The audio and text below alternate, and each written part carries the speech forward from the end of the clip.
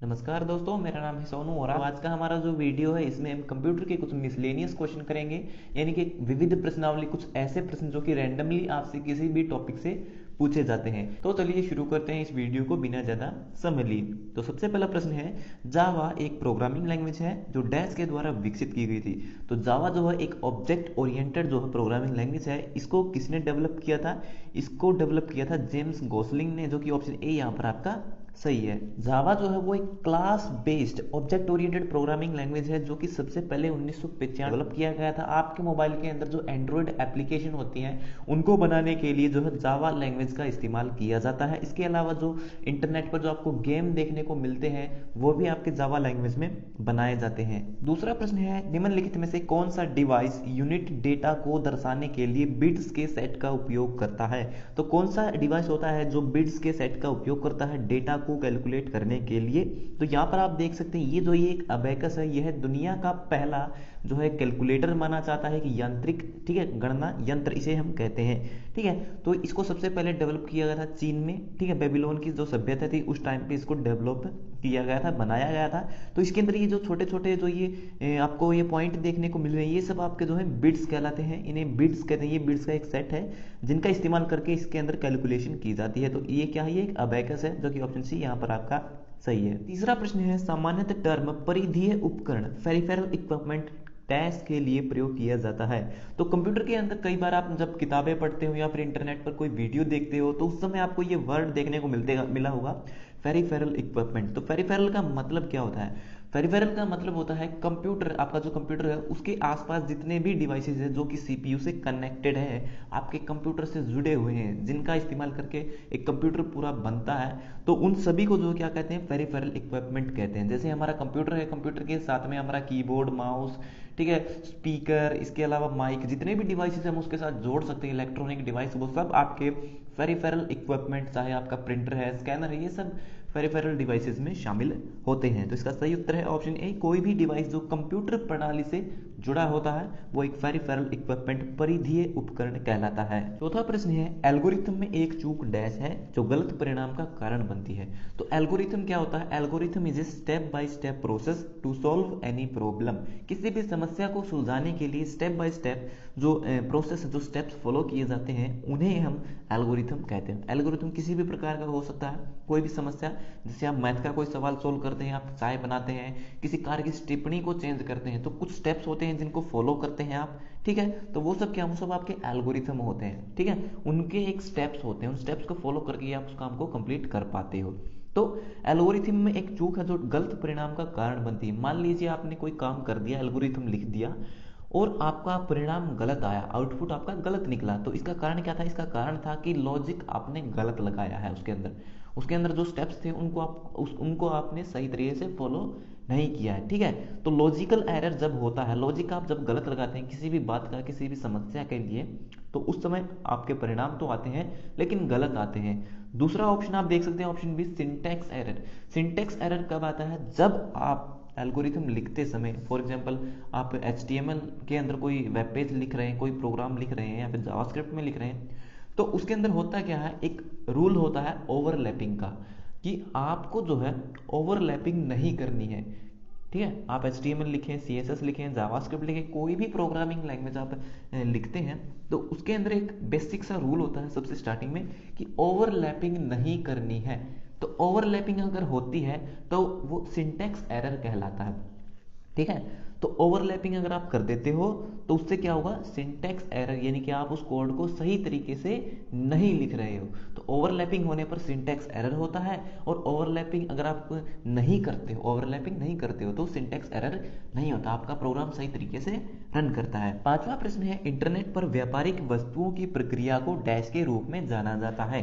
तो इंटरनेट पर व्यापार जो किया जाता है, बिजनेस जो होता है, उसे क्या कहते हैं? उसे हम ई कॉमर्स कहते हैं। यानी कि ई का मतलब होता है इलेक्ट्रॉनिक, आपने देखा होगा ईमेल, मेल यानी कि पत्र, और ई का मतलब होता है इलेक्ट्रॉनिक। ठीक इसी तरह कॉमर्स जो है, कॉमर्स यानी कि बिजनेस। ठीक है, तो ई का मतलब होता है इलेक्ट्रॉनिक बिजनेस, जो बिजनेस इलेक्ट्रिकली किया जाता है। इंटरनेट पर ऑनलाइन जो भी सामान की खरीद बेच की जाती है उसे ई कॉमर्स कहते हैं। तो ऑप्शन जो डी है यहाँ पर आपका सही है। अगर आप किसी कॉम्पिटिटिव एग्जाम की तैयारी कर रहे हैं और आपको अभी तक जो है कंप्यूटर की बेस्ट हिंदी एमसीक्यू ई बुक नहीं मिली है, तो आज की इस वीडियो में हम आपके लिए लेके आए हैं एक ऐसी ई बुक जिसको पढ़ने के बाद आप अपने एग्जाम में आने वाले कंप्यूटर के सभी हिंदी क्वेश्चन को आसानी से सोल्व कर पाओगे। ये ई बुक कवर करती है SSC, railway, bank, DRDO, triple C, ITI copper training officer, data entry operator और अन्य सभी जनरल कॉम्पिटिटिव एग्जाम्स को जहां पर भी कंप्यूटर के हिंदी क्वेश्चन पूछे जाते हैं। इसमें आपको मिलते हैं 2000 प्लस क्वेश्चन जो कि पुराने कॉम्पिटिटिव एग्जाम्स के क्वेश्चन पेपर से लिए गए हैं। इसमें सभी प्रश्नों को टॉपिक वाइज दिया गया है। पूरे इंटरनेट पर किसी भी बुक में आपको एक साथ इतने सारे टॉपिक देखने को नहीं मिलेंगे। इस ई बुक से आप कम समय में अच्छी तैयारी भी कर सकते हो। तो देर किस बात की है, अभी जाइए इस वीडियो के डिस्क्रिप्शन में और पाइए इस ई बुक को बहुत ही अफोर्डेबल प्राइस में।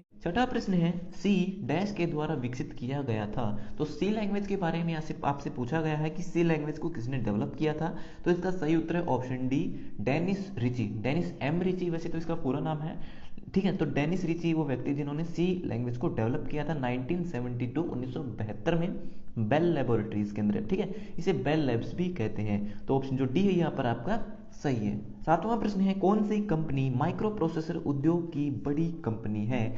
तो माइक्रो प्रोसेसर यानी कि आपके कंप्यूटर के अंदर जो एक माइक्रो प्रोसेसर चिप होता है, ठीक है। तो दुनिया की कौन सी कंपनी है जो कि सबसे बड़ी कंपनी है, जो सबसे ज्यादा मात्रा में जो है माइक्रो प्रोसेसर बनाती है। तो दिए गए ऑप्शन के अनुसार सही है ऑप्शन सी, इंटेल। इंटेल दुनिया की सबसे बड़ी कंपनी है जो कि माइक्रो प्रोसेसर बनाती है। इसके अलावा और भी बहुत सारी कंपनियां हैं, लेकिन दिए गए ऑप्शन के अनुसार इंटेल यहाँ पर आपका सही है, ठीक है। इसके अलावा इंटेल ने जो है दुनिया का पहला माइक्रो प्रोसेसर बनाया था सन 1971 में, ठीक है।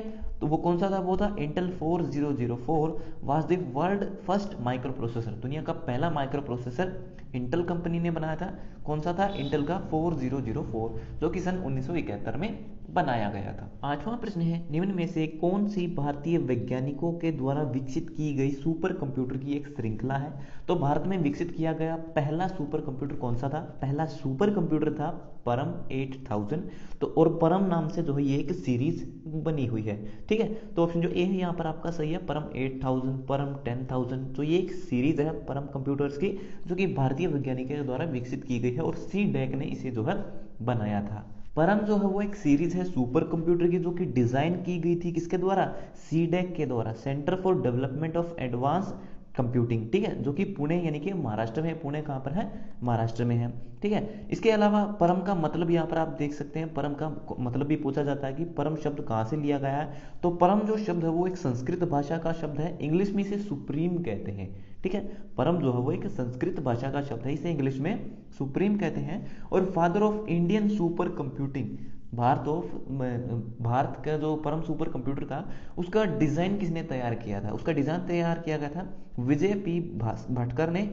तो ऑप्शन यहाँ पर आप देख सकते हैं विजय पांडुरंग भाटकर, ठीक है। तो विजय पी भाटकर इन्हें कहते हैं। इन्होंने जो है उस परम सुपर कंप्यूटर का डिजाइन तैयार किया गया था, इसलिए इन्हें father of Indian super computing भी कहते हैं। नौवां प्रश्न है, डैशबोर्ड विशेष प्रकार के म्यूजिक यंत्रों को साउंड कार्ड से जोड़ता है। तो आपके कंप्यूटर के अंदर जो स्पीकर लगाने के लिए एक अलग से पोर्ट होता है, तो वो पोर्ट अंदर की तरफ एक अलग से कार्ड होता है, जो कार्ड आपके जो मदरबोर्ड होता है उसके साथ अटैच होता है, ठीक।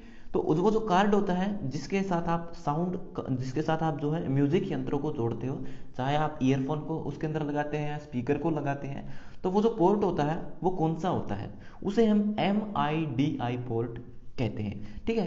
तो म्यूजिक इंस्ट्रूमेंट डिजिटल इंटरफेस उसे हम कहते हैं, जो कि ऑप्शन ए यहाँ पर आपका सही है। यहाँ पर आप देख सकते हो MIDI जिसकी फुल फॉर्म है म्यूजिकल इंस्ट्रूमेंट डिजिटल इंटरफेस।